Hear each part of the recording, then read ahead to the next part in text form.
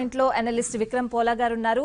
ఆంధ్రప్రదేశ్ ఎన్నికల సమయంలో ఏవైతే అవకతవకలు జరిగాయో, ఏవైతే పరిణామాలు చోటు చేసుకున్నాయో అవే పరిణామాలు ఇప్పుడు తమిళనాడులో కూడా చోటు చేసుకుంటున్నాయి. అకారణంగా బదిలీలు జరగడం ఆంధ్రప్రదేశ్ లో చోటు చేసుకుంది. ఇప్పుడు అవే బదిలీలు తమిళనాడులో కూడా చోటు చేసుకోవడం. టీకే రాజేంద్రన్ ను పక్కన పెట్టి కొత్తగా డీజీపీని నియమించింది తమిళనాడులో ఈసీ. కేవలం ఎన్నికల నిర్వహణ కోసమే కొత్త డీజీపీని నియమించింది అశుతోష్ శుక్లా. ప్రస్తుతం ఎన్నికలు జరిగే వరకు ప్రతిదీ కూడా ఆయనకే నివేదిక ఇవ్వాలి అని చెప్పి ఈసీ నిర్ణయం తీసుకుంది. సో దీనిపై విశ్లేషణ అందించడానికి మనతో పాటు విక్రమ్ పోలా గారు ఉన్నారు. So good morning.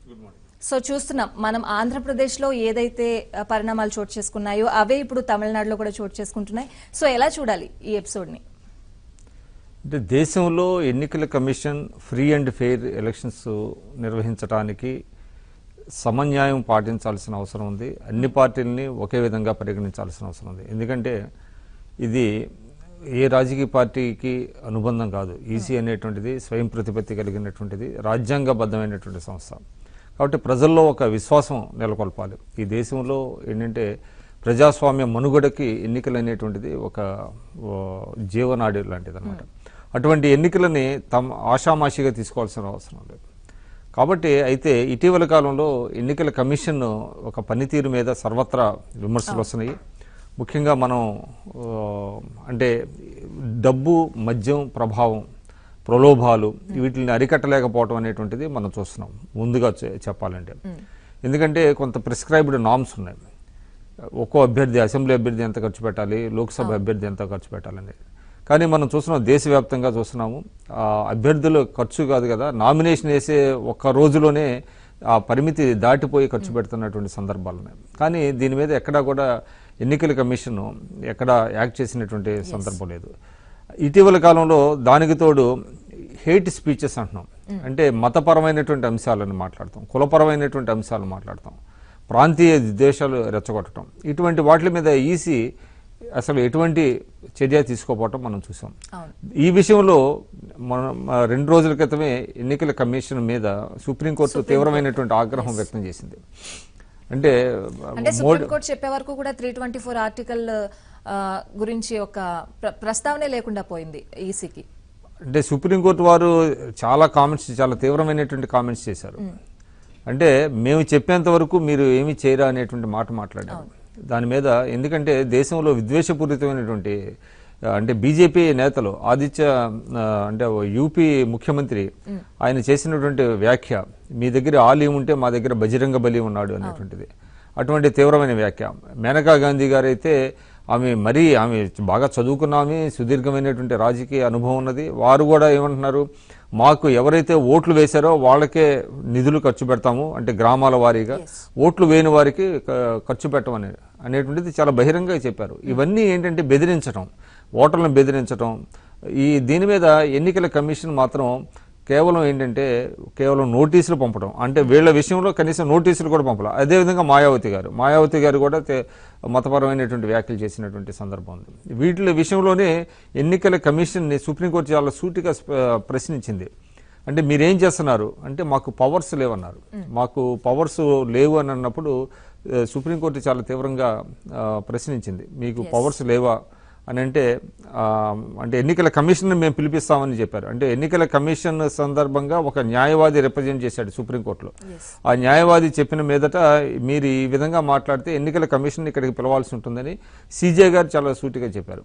దాని మీద ఎన్నికల కమిషన్ ఏంటంటే వాళ్ళకి 72 గంటలు కొంతమందికి, 48 గంటలు కొంతమందికి, ఇట్లాగా ప్రచారంలో పాల్గొనకుండా, ఇంటర్వ్యూలు కానీ ఇటువంటి ఏమీ ఇవ్వకుండా కొంత ఏదో చేశారు. దానివల్ల పూర్తి స్థాయిలో మేలు జరుగుతుందా, దానికి అడ్డుకట్ట పడుతుందా అని అనుకుంటే ఎంతో కొంత చర్య అయితే తీసుకోనున్నారు అనేటువంటి ఒక భావన అయితే ప్రజల్లో కలిగింది. అంటే సుప్రీంకోర్టు చెప్పేంత వరకు నిన్న కూడా చూసాం, సుప్రీంకోర్టులో ఆర్గ్యుమెంట్స్ చూస్తే సుప్రీంకోర్టుకు వీళ్ళు నివేదించారు. అంటే ఏ చర్యలు తీసుకున్నామో వాళ్ళు సుప్రీంకోర్టు నివేదించిన తర్వాత సీజే గారు ఒక మాట అన్నారు, so you have woken up to your powers. అంటే yes, we have realised that we have several powers అని ఈసీకి రిప్రజెంట్ చేసినటువంటి ఒక న్యాయవాది చెప్పారు, సుందరేషన్ అనుకుంటా. ఆ మాట మాట్లాడితే మాకు అంటే మా పవర్స్ ఏంటో మాకు ఇప్పుడు తెలిసి నేను చెప్తున్నారు. అది ఎంత సిగ్గుచేటండి. 1990లోనే ఆ టైంలోనే శేషన్ ఈ 324 ఆర్టికల్ ని దృష్టిలో పెట్టుకొని కొన్ని పవర్స్ తీసుకోవడం జరిగింది. ఎన్నికలకు సంబంధించి ఎలా పవర్స్ తీసుకోవడం కాదండి, పవర్స్ ఉన్నాయి వాళ్ళకి. వాళ్ళ దగ్గర రాజ్యాంగబద్ధమైనటువంటి సంస్థ ప్రజా ప్రాతినిధ్య చట్టం ఉన్నది, దానికి స్పెసిఫిక్ గా కొన్ని బాధ్యతలు ఉన్నాయి, తర్వాత అధికారాలు ఉన్నాయి. అధికారాలని ఎక్సర్సైజ్ చేయటంలా వాళ్ళు ఏంటంటే కేవలం నిర్లిప్తంగా వ్యవహరిస్తున్నారు అనేటువంటి తెలుస్తుంది. పవర్స్ ఎక్కడో కొత్తగా వచ్చి రావు, ఆల్రెడీ ఉన్న పవర్స్ ని వాళ్ళు ఎక్సర్సైజ్ చేశారు. వాళ్ళు ఏమన్నారు, now we have realised that we have several powers అనే మాట మాట్లాడారు. అదే ఎంత అంటే 75 సంవత్సరాల భారత స్వాతంత్రం తర్వాత ఒక ఎన్నికల కమిషన్ ఇవాళ సుప్రీంకోర్టు ముందుకెళ్ళి మాకు పవర్స్ ఉన్నాయని మేము ఇప్పుడు వీ హ్యావ్ ఫౌండ్ అన్నారు. అంటే మాకు వీ హ్యావ్ రియలైజ్డ్, మాకు ఈ పవర్స్ ఉన్నాయని ఇప్పుడు తెలిసింది అని చెప్పడం అనేటువంటిది సిగ్గుచేటు. మీరు అన్నట్టుగా శేషన్ గారు ఉన్నప్పుడే అసలు ఇన్ని పవర్స్ ఉన్నాయా అనేటువంటి విషయం ప్రజలందరికీ తెలిసింది. ఆయన చాలా స్ట్రిక్ట్ గా, ఆయన ఏమో కొత్తగా పవర్స్ ఆయన ఆపాదించుకోలేదు, ఉన్న పవర్స్ ని ఎక్సర్సైజ్ చేశారు. సో కావాల్సింది ఏంటంటే చట్టంలో ఉన్నటువంటి నిబంధనల్ని అమలు చేయాలనేది ఎవరైనా కోరుకుంటారు, అంతేగాని ఏదో నియంతృత్వంతో వెళ్లాల్సిన అవసరం లేదు. ఉన్న పవర్స్ని ఎక్సర్సైజ్ చేయాలి. ఆ పవర్స్ని ఎక్సర్సైజ్ చేయకపోవడం వల్లనే ఇవాళ అన్ని పార్టీలు ఎంబోల్డెన్ అయినాయి. మనం ఇవాళ తమిళనాడు మీరు మాట్లాడారు, తమిళనాడులో జయానగర్లో మొన్న 2 ఏళ్ల క్రితం జరిగినటువంటి ఉప ఎన్నికలు ఏం జరిగిందండి? అక్కడ అసలు ఎంత ఒక్కొక్కళ్ళకి 20,000 రూపాయలు ఒక్కొక్క ఓటుకి పంచారు అనేటువంటిది, ఏదో స్లిప్స్ ఇచ్చారు, 10 రూపాయలు ఇచ్చారు, 10 రూపాయలు అందరూ ఓటు అంటే ఫలితాలు వచ్చిన తర్వాత తీసుకెళ్లమన్నారు, 20,000 10,000 తీసుకెళ్లమన్నారు అనేటువంటిది చాలా విస్తృతంగా మీడియాలో ప్రచారం అయింది.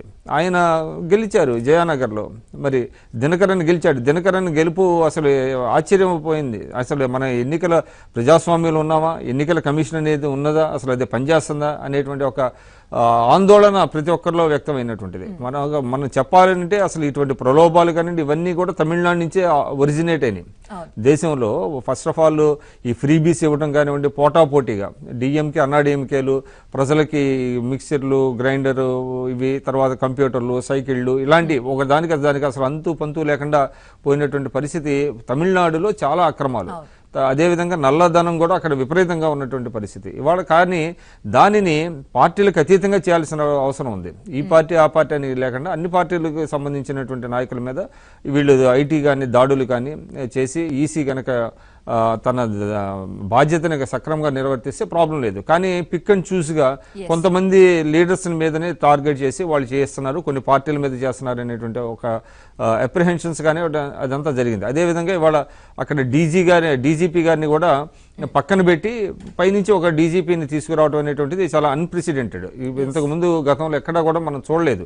అంటే ఆ రాష్ట్రానికి చెందినటువంటి సీనియర్స్ని అందులో నియమించేటువంటి పరిస్థితి ఉంటుంది తప్ప పైనుంచి ఇంకొక పోలీసు ఉన్నతాధికారిని తీసుకురావటం, ఆయనతో ఎన్నికలు జరిపించాలనుకోవటం, దీనివల్ల ప్రజల్లో అనుమానాలు, ఈసీ యొక్క విశ్వసనీయత మీద అనుమానాలు జరగడానికి అనేకమైనటువంటి కారణాలని వాళ్లే కల్పించారు, ఎవరో కల్పించలేదు.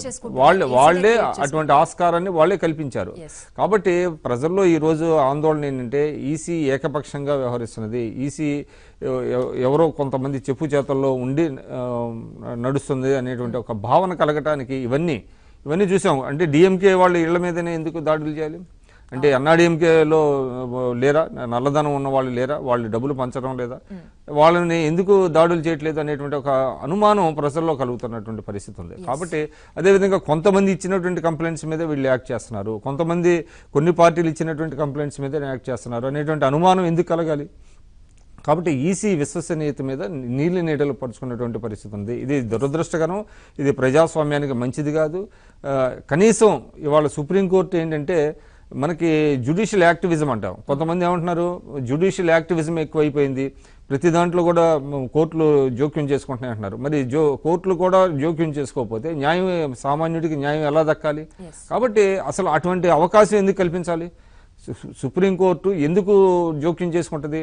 Unless somebody knocks the door of Supreme Court. ఎవరైనా వెళ్ళి మాకు న్యాయం జరగటం లేదని వాళ్ళు అడిగినప్పుడు సుప్రీంకోర్టు జోక్యం చేసుకుంటుంది తప్ప సుప్రీంకోర్టు ఆన్ ఇట్స్ ఓన్ సుమోటోగా కొన్ని 1-2 కేసుల్లో చేసుకునేటువంటి అధికారాలు, విచక్షణాధికారాలు వాళ్ళకు ఉన్నాయి. కానీ వాళ్ళు ప్రతి దాంట్లో కూడా సుప్రీంకోర్టుకి వెళ్ళాలి అని అంటున్నారు. ఎందుకు వెళ్ళాలని అంటున్నారంటే ఆ వ్యవస్థలు సరిగా పనిచేయకపోవడం వల్ల ఈ రకమైనటువంటి పరిస్థితి ఉత్పన్నం అవుతున్నది మనకి.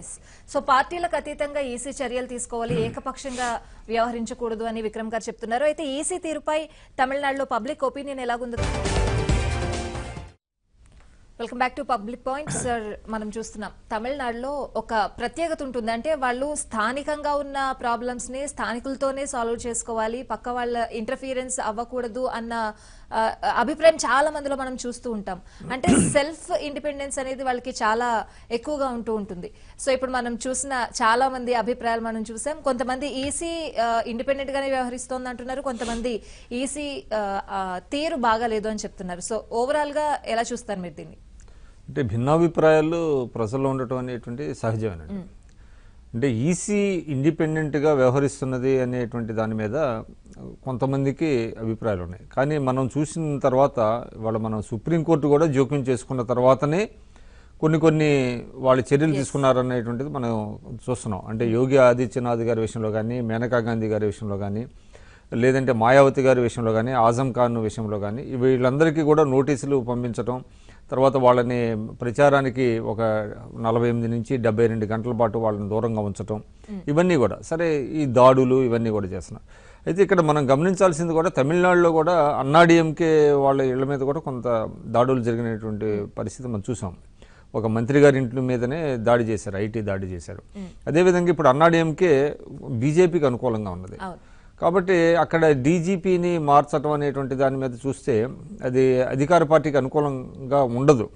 కాబట్టి ఈ విషయంలో ఈసీ ఇండిపెండెంట్గానే వ్యవహరించిందా లేకపోతే దాని వెనక రాజకీయాలు ఉన్నాయా అని అనడానికి కూడా మనం చెప్పలేమన్నమాట. ఎందుకంటే ఇక్కడ డీజీపీని మారిస్తే అక్కడ రూలింగ్ పార్టీకి వ్యతిరేకమే కదా. అంటే అక్కడ అన్నాడీఎంకే బీజేపీకి అనుకూలం కాదు అది. కాబట్టి అంటే ఇక్కడ ఏంటంటే రాష్ట్రానికి డిఫరెంట్గా ఈసీ వ్యవహరిస్తున్నట్టుగా మనం చూడాలి. అంటే అన్ని రాష్ట్రాలకి ఒకే రకంగా, దేశవ్యాప్తంగా ఒకే రకంగా ఉన్నట్టుగా మనకు కనపడలా. అందువల్ల మనం యూపీలో ఒక రకంగా ఉంది, బీహార్లో ఒక రకంగా ఉంది, ఏపీలో, తెలంగాణలో ఇట్లాగా రకరకాలుగా ఈసీ వ్యవహారం శైలి ఉన్నది. ఈసీ వ్యవహార శైలి బీజేపీ ఎక్కడైతే నేరుగా పోటీ చేస్తుందో అక్కడ ఒక రకంగా, ఎక్కడైతే మిత్రపక్షాలతో పోటీ చేస్తుందో, మిత్రులు పోటీ చేస్తున్నారో అక్కడ ఒక రకంగా ఈసీ తీరు ఉంది అనేది కొన్ని ఎగ్జాంపుల్స్ త్రూ మనం తెలుసుకోవచ్చు. ఇక్కడ 40 లోక్సభలకి ఎన్నికలు జరుగుతున్నాయి ఒకే విడతలో. సో మనకు కూడా ఒకే విడతలో జరిగాయి. ఒడిశాలో 4 విడతల్లో ఎన్నికలు జరుగుతున్నాయి, 21 లోక్సభ స్థానాలు ఉన్నాయి. అలాగే కర్ణాటకలో 2 విడతల్లో జరుగుతున్నాయి. సో ఎలా చూడాలి దీని మీద ఎన్నికల కమిషన్ షెడ్యూల్ ప్రకటించిన సందర్భంలోనే సునీల్ అరోరా ఆయన చెప్పారు. అంటే వాళ్ళకున్న వెసులుబాటు, డిప్లాయ్మెంట్ ఆఫ్ ఫోర్సెస్ కానివ్వండి, అక్కడ ఉన్నటువంటి రాజకీయ పరిస్థితులు బట్టి ఆయన కొన్ని ఎందుకు చేశారు, ఎందుకు ఈ విధంగా అంటే ఇప్పుడు మీరు అన్నారు తమిళనాడులో 39 లోక్సభ స్థానాలు, పాండిచ్చేరిలో ఒకటి, మొత్తం 40 స్థానాలకి ఒకేసారి ఎన్నికలు పెడుతున్నారు. తర్వాత ఆయన ఒక కాలరు చూసాం, ఎన్నికల పరిగణలోకి తీసుకోవట్లేదు, ఉప ఎన్నికలపైన దృష్టి పెట్టారు. అంటే వేలూరును రద్దు చేశారు, వేలూరు పరిధిలో ఉన్న 2 అసెంబ్లీ స్థానాలకి మాత్రం పెడుతున్నారు. అంటే ఇట్ డిఫై ది లాజిక్ అనేటువంటిది. అంటే హేతుబద్ధత, వాళ్ళు తీసుకునేటువంటి నిర్ణయాల్లో హేతుబద్ధత లేదు అనమాట. అందువల్ల వాళ్ళ వెర్షన్ వాళ్ళు చెప్పారు. కానీ కూడా మనం వెస్ట్ బెంగాల్లో కానివ్వండి, తర్వాత ఒడిశాలో కానివ్వండి 2-3 విడతల్లో అక్కడ పోలింగ్ జరపటం, అదేవిధంగా 40 లోక్సభ స్థానాలకు ఒకేసారి దక్షిణాదిన తమిళనాడులో పెట్టడం, ఇవన్నీ చూసిన తర్వాత దాంట్లో కొంత హేతుబద్ధత లోపిస్తుంది అనేటువంటి భావన కలుగుతుంది. అయితే వాళ్ళకు ఉన్నటువంటి అధికారాలను క్వశ్చన్ చేసేటువంటి పరిస్థితి లేదు. వాళ్ళు కొన్ని నిర్ణయాలు తీసుకున్నారు, ఆ నిర్ణయాల ప్రకారం వాళ్ళు వెళ్తున్నారు. కాకపోతే ఆ నిర్ణయాలు అందరికీ ఆమోదయోగ్యంగా ఉండాలి, ప్రజలందరూ కూడా హర్షించే విధంగా ఉండాలి. వాళ్ళ పనితీరు ఏ విధంగా ఉండాలంటే ఈ విమర్శలకే తావివ్వకూడదు. అంటే విమర్శలు ఎంత బాగా చేసినా కూడా విమర్శలు చేసేవాళ్ళు చేస్తూనే ఉంటారు. రాజకీయ పరంగా అందులో రాజకీయ పార్టీలు కొన్ని విమర్శలు చేస్తాయి. కానీ అటువంటి విమర్శలకు ఆస్కారం లేకుండా ప్రజల దృక్కోణంలోంచి చూసినప్పుడు ఎన్నికల కమిషన్ చాలా స్వతంత్రంగా వ్యవహరిస్తున్నది. కాబట్టి ఎన్నికల్లో ఒక ప్రజాభిప్రాయం కరెక్ట్గా వ్యక్తీకరణ అవుతుంది అనేటువంటి భావన కలిగితేనే అది ప్రజాస్వామ్యానికి మనుగడ. కానీ అటువంటి పరిస్థితి మనం ఉన్నదా అని ప్రశ్నించుకుంటే అటువంటిది లేదు. అది మొట్టమొదటి నుంచి అంటే ఎన్నికల ఓటింగ్ నమోదు ప్రక్రియ దగ్గర నుంచి చూసినట్లయితే అనేక అంటే సమస్యలు, ఉత్పన్నమైనటువంటి సమస్యలు, వాటిని అది పరిష్కరించలేకపోవటం, మనం తెలంగాణలో కూడా చూసాం, లక్షలాది ఓట్లు గల్లంతైనటువంటి పరిస్థితి మనం చూసాం. కాబట్టి వీటిలన్నింటికి ఎవరు బాధ్యత వహించాలి?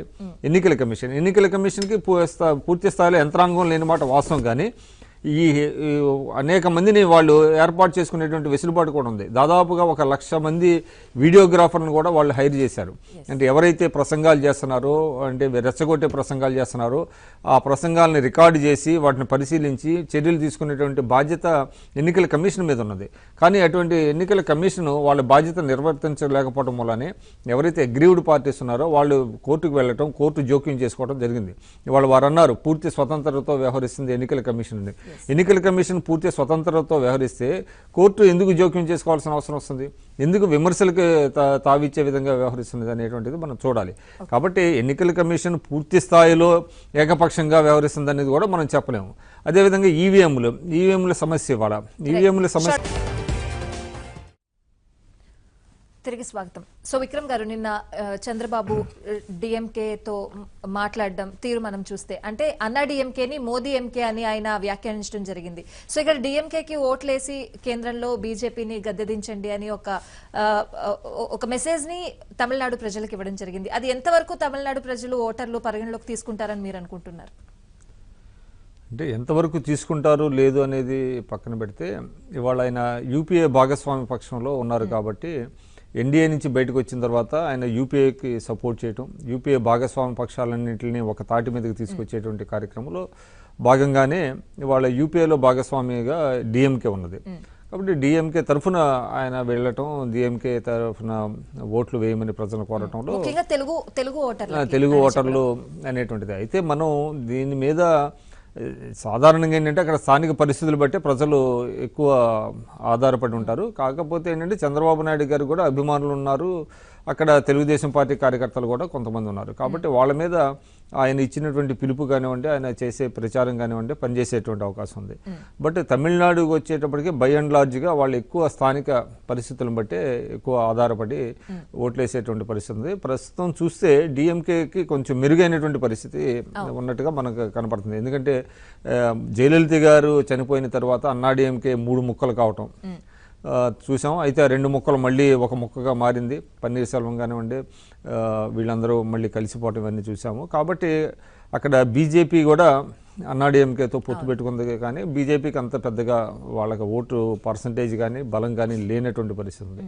కాబట్టి ఈ నేపథ్యంలో డిఎంకేకి కొంత ఆయన మోరల్ సపోర్ట్ కానివ్వండి, ఏదైనా కూడా డిఎంకేకి కొంత మెరుగైనటువంటి పరిస్థితి వస్తుంది ఆయన చేసినటువంటి ప్రచారం కానివ్వండి, ఇచ్చిన పిలుపు. కరుణానిధి, జయలలిత ఇద్దరు లేకుండా జరుగుతున్న ఎలక్షన్స్ ఇవి. సో ఈ ఎలక్షన్స్ ఎలా చూడాలి?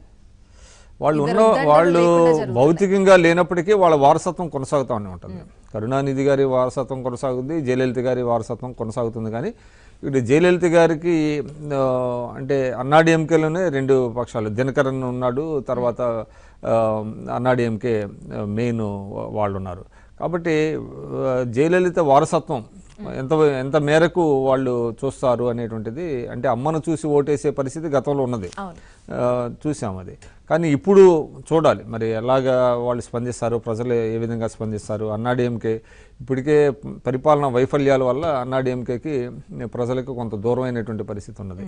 కాబట్టి ఈ నేపథ్యంలో అన్నాడీఎంకే మీద జయలలిత గారి యొక్క ఇమేజ్ కానివ్వండి, వారి పేరుతో ఓటు తెచ్చేటువంటి పరిస్థితి ఉందా లేదా అనేటువంటిది మనం చూడాల్సిన అవసరం ఉంది. ఎందుకంటే ఇది యాక్చువల్లీ చెప్పాలంటే ఒక లిట్మస్ టెస్ట్ లాంటిది ఈ ఎన్నికలు. అయితే ఇప్పటిదాకా స్థానిక పార్టీల హవానే కొనసాగేది, ఇప్పుడు స్థానిక పార్టీల హవా కొనసాగుతుంది. కానీ డిఎంకే కాంగ్రెస్ తో, అన్నాడీఎంకే బీజేపీతో. సో ఈ పొత్తుల్ని అక్కడ ప్రజలు ఎలా స్వాగతించే పరిస్థితి కనిపిస్తోంది?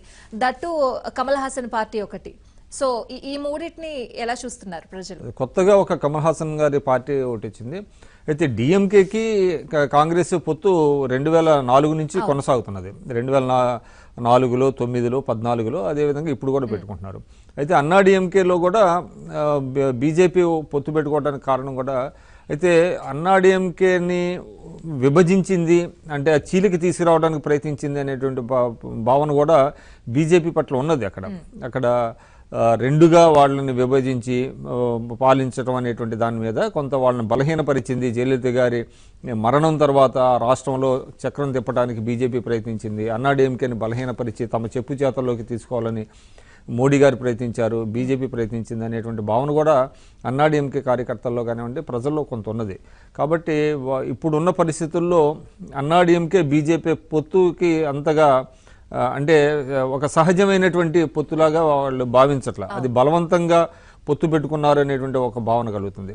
కాబట్టి నేను అనుకోవటం డిఎంకే కాంగ్రెస్ ఒక పొత్తుకే కొంత న్యాచురల్గా ప్రజల నుంచి స్పందన లభించే అవకాశం ఉంది. అందులో కూడా ఇప్పుడు తెలుగుదేశం మిత్రపక్షంగా వెళ్ళటం, చంద్రబాబు నాయుడు గారు వెళ్ళటం, తన సంఘీభావం తెలియపరచడం వల్ల అక్కడ తెలుగు ప్రజలు కూడా కొంత డిఎంకే మొగ్గు చూపే అవకాశం ఉంది. అయితే ఇప్పుడు రేపు 18 అసెంబ్లీ నియోజకవర్గాలకు ఉప ఎన్నికలు జరుగుతున్నాయి. 19వ తారీఖున ఇంకొక 4 ఉప ఎన్నికలు జరగబోతున్నాయి నియోజకవర్గాలకి. ఈ ఉప ఎన్నికలు అన్నాడీఎంకేకి చాలా కీలకం. అందులో గెలుపు అన్నాడీఎంకేకి చాలా కీలకం అని చెప్పాలి. ఎందుకంటే ఆ గెలుపోటంని దృష్టిలో పెట్టుకొని ప్రభుత్వం ఉంటుందా లేదా అనేది కొంత చర్చ కూడా జరిగింది. సో ఈ ఉప ఎన్నికల ప్రభావం ఎంతవరకు పడబోతోంది అన్నాడీఎంకే మీద, ఏం చెప్తారు మీరు? ఖచ్చితంగా ఈ ఉప ఎన్నికల ప్రభావం రాబోయే రోజుల్లో అక్కడ అంటే రాష్ట్రంలో ఏ పార్టీ అధికారంలోకి వస్తుంది అనే దాని మీద ఎక్కువ డిపెండ్ అయి ఉంటుంది. మనం ఈ ఉప ఎన్నికలకి నేపథ్యం కూడా మనకు తెలుసు. అంటే అక్కడ కోర్టు తీర్పు ఇవ్వటం, కొంతమందిని డిస్క్వాలిఫై చేయటం, దరిమిల ఈ ఉప ఎన్నికలు రావడానికి కారణమైంది. కాబట్టి ఈ ఉప ఎన్నికల్లో కూడా ఎవరైతే తమ బలాన్ని చాటుతారో ఖచ్చితంగా అది భవిష్యత్తులో ఆ పార్టీ, అది డిఎంకే కావచ్చు లేదా అన్నాడీఎంకే కావచ్చు, ఆ పార్టీ విజయం సాధించేటువంటి అవకాశం ఉంది. కాబట్టి ఇప్పుడు ఉన్న పరిస్థితులు చూస్తే డిఎంకేకే పరిస్థితులు మెరుగ్గా ఉన్నాయి అనేటువంటిది అక్కడ స్థానికంగా కానివ్వండి లేకపోతే మీడియా ద్వారా కానీ మనకు తెలుస్తున్నటువంటి సమాచారం ఉన్నది. సో ఇందాక పబ్లిక్ పాయింట్ లో ఒక పబ్లిక్ ఒపీనియన్ తీసుకున్నాం మనం. ఆంధ్రప్రదేశ్ లో ఈవీఎంలు మొరాయించాయి, ఇక్కడ ఈవీఎంలు మొరాయించాలి అన్న పరిస్థితి ఉండకపోవచ్చు, ఎందుకు చంద్రబాబు నాయుడు ఇక్కడికి వచ్చి ప్రచారం చేస్తున్నారు అని చెప్పి, అంటే ముందుగా జరగకూడదు అని చెప్పి ఆయన అక్కడికి వెళ్ళి ప్రచారం చేయడం జరిగింది. సో అంత చేతులు కాలాక ఆకులు పట్టుకునే సామెతని తీసుకురాకుండా ఆయన ప్రచారం చేయడం జరిగింది. సో ఇవన్నీ దృష్టిలో పెట్టుకుని ఈసీ అక్కడ ఎన్నికలు ఎలా నిర్వహించే పరిస్థితి మీకు కనిపిస్తోంది? అంటే మనం ఇక్కడ ఒక పాయింట్ని అర్థం చేసుకోవాలండి. అంటే ఈ వీవీప్యాట్లు అనేటువంటిది ఎప్పుడు వచ్చింది? ఈవీఎంల యొక్క వల్నరబిలిటీని క్వశ్చన్ చేసిన, అంటే దట్ కెన్ బి ట్యాంపర్డ్ అనేటువంటిది ఎప్పుడైతే ప్రజల్లో వచ్చిందో వీవీప్యాట్ల వ్యవస్థ వచ్చింది. అంటే అనుసంధానం చేశారు. ఎవరైతే ఓటు వేస్తారో ఈవీఎం ద్వారా అది వీవీప్యాట్లో మనం చూసుకునేటువంటి అవకాశంగా లభించింది. నేను అనేది ఏంటంటే ఇటువంటి అంటే ఈసీ మీద ప్రెషర్ తీసుకురాకుండా ప్రజల్లో చైతన్యం తీసుకురావటం వల్లనే ఈ వీవీప్యాట్ల వ్యవస్థ వచ్చింది. అంతకుముందు లేదు కదా. అందులో కూడా ఇప్పుడు వీవీప్యాట్లను 50% లెక్కించాలనేటువంటిది ఒక డిమాండ్గా ప్రజల నుంచి వస్తున్నది. ఎందుకంటే ఎవరైతే ఓటు వేశారో ఆ ఓటు నేను వేసిన పార్టీకే వెళ్ళాలి అనేటువంటి ఒక ఓటర్కి ప్రతి ఒక్కరికి ఉంటుంది. అందువల్ల ఒక పోరాటం చేయకుండా డెమోక్రసీలో ఒక ప్రెషర్ తీసుకురాకుండా, అది డెమోక్రటికల్లీ, అది వేరే విధంగా కాదు, అటువంటి రాకుండా ఎటువంటి మార్పులు రావండి. ఆ మార్పు దేనికి వస్తుంది? ప్రజాస్వామ్య వ్యవస్థలో బలోపేతం కావడానికి, ప్రజల హక్కుల్ని పరిరక్షించుకోవడానికి జరుగుతుంది. కాబట్టి ఇవాళ ఏదైతే చేస్తున్నారో పార్టీలు తీసేయండి, ప్రజలు కానివ్వండి పార్టీలు కానివ్వండి, ఏదైనా కూడా చేస్తున్న వీవీప్యాట్ల వ్యవస్థ రావడం జరిగింది. వీవీప్యాట్ల వ్యవస్థలో కూడా 50% లెక్కించాలనేటువంటి డిమాండ్ వచ్చింది. ఇంకా ఫ్యూచర్లో ఇంకేదైనా ట్రాన్స్పరెన్సీ, అంటే మోర్ ట్రాన్స్పరెంట్గా ఉండాలి వ్యవస్థలో, ఆ ట్రాన్స్పరెంట్ కోసమే ఇటువంటి అన్నీ జరుగుతున్నాయి. కాబట్టి దీన్ని ఆహ్వానించాల్సిన అవసరం ఉంది. అయితే ఇప్పటికిప్పుడు మళ్ళీ తిరిగి బ్యాలెట్ పేపర్ వెళ్ళటానికి అవకాశం లేదు. ఇది మీరు అన్నట్టుగా ఏంటంటే it is a belated question. ఎప్పుడైతే సుప్రీంకోర్టు రూలింగ్ ఇచ్చిందో అప్పుడే వెంటనే రివ్యూ పిటిషన్ అప్పుడే వేసి ఉండాల్సింది. 22 పార్టీలు సుప్రీంకోర్టుకి వెళ్ళినప్పుడు వాళ్ళు ఈసీ ఏం చెప్పిందంటే ర్యాండమ్గా కొన్ని 5% వీవీప్యాట్లను తీసుకుంటే అందులో అవకతవకలు వస్తే 50% లెక్కించాలి అనేటువంటి ఒక నిబంధనతో సుప్రీంకోర్టు రూలింగ్ ఇచ్చింది. కానీ దాని మీద అప్పుడే రివ్యూ పిటిషన్ వేసి ఉంటే పరిస్థితులు భిన్నంగా ఉండేవి. మరి అప్పుడు సుప్రీంకోర్టు ఇచ్చినటువంటి తీర్పు ప్రకారం మేబీ బ్యాలెట్కి వెళ్ళి ఉండేవాళ్ళేమో. కాబట్టి మీరు అన్నట్టుగా ఏంటంటే ఇది కొంత బిలేటెడ్ రియాక్షన్, ఇప్పటికిప్పుడు వెనక్కి వెళ్ళేటువంటి పరిస్థితి అయితే లేదు. Thank you so much Vikram గారు.